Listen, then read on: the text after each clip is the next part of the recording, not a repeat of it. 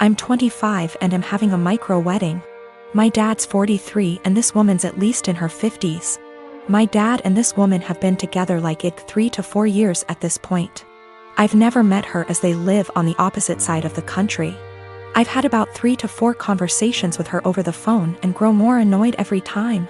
The first one was when I cut my mom off after a bad blow-up.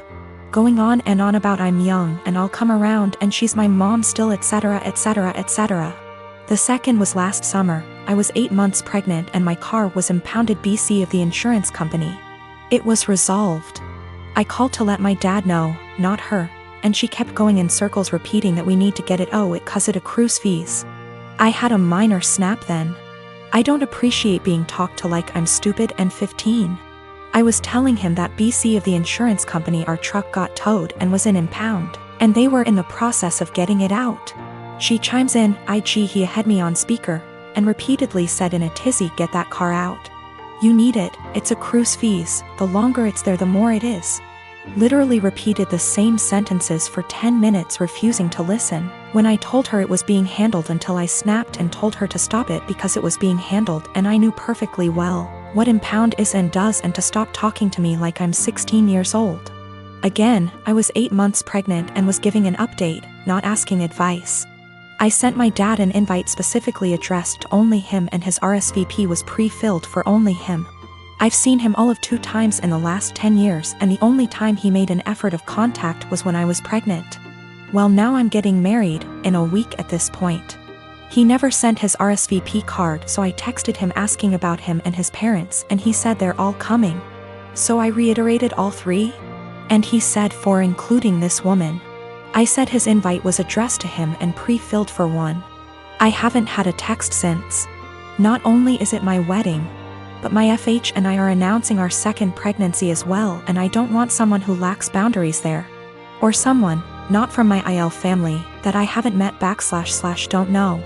Yes, I did try talking to him this spring in person about her behavior. I told him I don't appreciate it when she talks to me like some stupid teenager who doesn't know what anything means. I don't call for advice, I call to give updates. I didn't need or appreciate the consistent repeating of information I had made clear I already knew. He told me she's just motherly and I told him that's great for her. But I'm not her child, I'm not her friend, and I don't need another mother. I have 3 and didn't need another one. I'll be sending a message tomorrow asking if he's coming or not and if he won't go without her that's fine. Just don't come at all and I'll send a Zoom link that ends promptly after the ceremony. It's my wedding and I just don't want her there. If he doesn't want to go without her that's fine, I'll send a link to the stream for those who couldn't be there. My cousin turned 18 recently. She's in high school. She doesn't have a car, and during her birthday weekend, thought her parents were going to buy her one. They didn't get her one and she was pretty upset. I should note that I'm not very close with my cousin, or the rest of my extended family for that matter.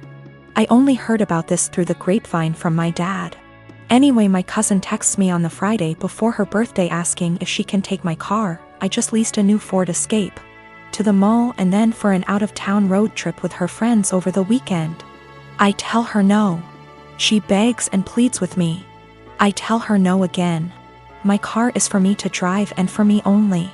If she wants her own car she can save up and buy one. She calls me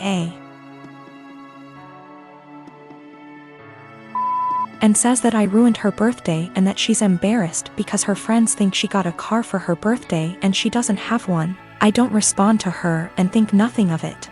The weekend comes and I sleep in very late on that Saturday, waking up at 1 p.m, don't judge. Even though my car is parked in my driveway and my gate is closed, I come to realize that someone egged and TP'd my car. With many, many eggs and 5 to 6 rolls of TP. And since the weather was warm outside, the raw egg baked into my car, along with the dried up toilet paper, destroying the paint. Since I have security cameras around my house, I decide to go back and watch. At around 9:30ish that morning, I see my cousin and a bunch of her stupid friends vandalizing my car. I'm surprised she didn't smash the windows and poke holes in the tires too. I press charges and my cousin is in legal trouble. Her and her parents are pissed off at me for pressing charges, her parents telling me that she's just a kid. and that she's been through a lot of emotional stress doing virtual schooling for this past year, and that I should take that into consideration, and that I should be ashamed of myself for pressing legal charges against my baby cousin. That I'm almost 30 and don't I remember what I was like at that age? I do remember, and I wasn't stupid enough to egg anyone's car. And can't she work something out with me, like doing chores around my house for money if I drop the charges, that she's young, that she doesn't need a felony on her record, etc., and that it was just a prank. Right after I pressed charges, my cousin was calling and texting me over and over saying that this could have been avoided had I let her take my car. I need to add that my cousin already has a felony on her record, a DUI. She's not remorseful of anything. Also, my aunt and uncle will not pay me for the damages. They just want me to drop the charges and pay for everything myself like nothing happened. One of my best friends lives in a different country. We met years ago online and have talked almost daily to what is approaching a decade. We have both flown back and forth once or twice a year to see the other and hang out, and we've always been there for each other's big moments. She found out last year that she is expecting her first child, and it was amazing news for us all. I was so happy for her to start the family I know she's always wanted with her husband. She came to visit a few months into her pregnancy and asked me to be the baby's godmother. I was over the moon. While we live an 8-hour plane ride from each other, I do have a job that gives me decent vacation allowance and deals with certain airlines that makes visiting manageable.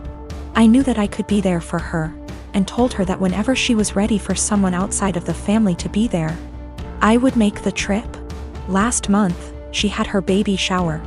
And I only found out when I saw on Instagram a mutual friend who lives in the same city as me had surprised her at the shower. I hadn't been invited.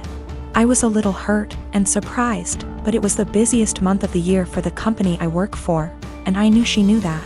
So I figured that could be the reason, sent my gift by airmail and said congratulations. However, now she's reached out to me and told me that she has asked another friend, the same person who went to the baby shower, to be the baby's godmother, and that she only wants her child to have one. I felt like I'd been punched in the gut. I was heartbroken and felt a bit betrayed. For 6 months I have been excited to take on the role. My own godmother lives in New Zealand and has done for most of my life, so I knew it could work. Knew how to stay in contact and be a part of the child's life while living in another country. But now she's taken back her offer and chosen someone else. I wouldn't be so upset if she had chosen someone who lived closer. But she has replaced me with someone who lives in the same city as me, so it's not a distance thing. We have been friends for years. I have been there with updates, support and love her whole pregnancy. And at no point was there any clue she had changed her mind until the baby shower a few weeks ago. I don't know if I should confront her, tell her I'm hurt, or just accept her decision. It's her baby. And I would never want to force her into a decision she wasn't happy with. I just don't know what to do or say to her now. I want to let her know I'm sad that I'm missing out, but I don't want to sound like I'm whining. And I want to know why she changed her mind, but I'm scared the answer will just upset me. I've been married to my wife for 10 years and we're a mixed race couple. I'm Asian and she's Caucasian. I've gotten along with her family, MIL, BIL, SIL. But I always felt like her father-in-law and other sister-in-law, Sarah, never liked me. I'm a professionally trained chef with 15+ years of experience and I work at a high-end Chinese restaurant, a spin-off of a popular one in Beijing, in a large US city. My crew and I have won several awards, and I've been explicitly told I'll be the next executive chef. Sarah is also a professionally trained chef and works at a popular upscale French restaurant in the city. She constantly brags about it and, no joke, compares herself out loud to Ramsay and Bourdain. Whenever I'm at my mother-in-law and FIL's house and helping out in the kitchen, Sarah is always criticizing everything I do. Whether it's chopping, braising, marinating, etc., she always butts in with comments like, I think you should actually do X like this. I've been patient for my wife and sidestepping those comments, saying things like, thanks, but I think I'll stick to the way I do it. Things came to a head 2 weeks ago when my wife, FIL, MIL, and I were in her parents' kitchen prepping dinner for my MIL's birthday. We were running a bit behind, so things were heated, which I kind of like because it reminded me of work. And that's when Sarah walked in. She took one look at what I was doing, scoffed, and said something like, "Oh wow, okay, so that's not the right way of doing things." It hit a nerve and I pretty sternly told her to stop criticizing my cooking and that I'm also a chef like her. She laughed and said, "Making kung pao chicken at some Chinese restaurant doesn't count." The kitchen went silent, father-in-law snorted / chuckled, and my mother-in-law yelled, "Sarah, what is wrong with you?" I stopped what I was doing, swore at her and called her a racist piece of shit. Apologized to my mother-in-law for not being able to stay, and left for home with my wife. Apparently this caused a massive fight after we left, with my MIL / BIL / other sister-in-law taking my side and my FIL / Sarah saying it was a joke but kind of true and that I was being too sensitive. The extended family somehow got wind of this and now everyone is arguing and taking sides, with my wife even getting texts from some her cousins apologizing for Sarah's behavior. Despite being on my side, my wife is begging me to apologize so that the fighting will stop, but I refuse to because Sarah and her blatant racism. I'm a chef working at upscale Chinese resto, my sister-in-law is a chef at upscale French resto. She's critical of my cooking skills and has now called it making kung pao chicken at a Chinese restaurant. Family at war, wife begging me to apologize. My wife has also informed me that now Sarah may be in trouble at work and she's blaming me for it. Apparently one of her co-workers heard her rant about what happened and reported it to management. So it looks like one of my wife's cousins found this post and put it on Sarah's Facebook wall going, "This is you, right?" Her FB friends are starting to comment with things like, "If this is you, Sarah, then I'm disappointed." I think Sarah's still at work, shit might be hitting the fan soon and now my wife is pissed too. My wife got a call from Asael. From wife's paraphrasing.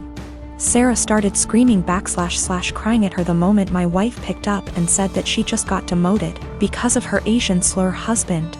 Apparently some of her co-workers have her on FB and showed the post to management, which combined with her earlier rant, double whammied her back to being a line cook and now she might get fired. My wife solidly on my side after taking the verbal abuse from Sarah.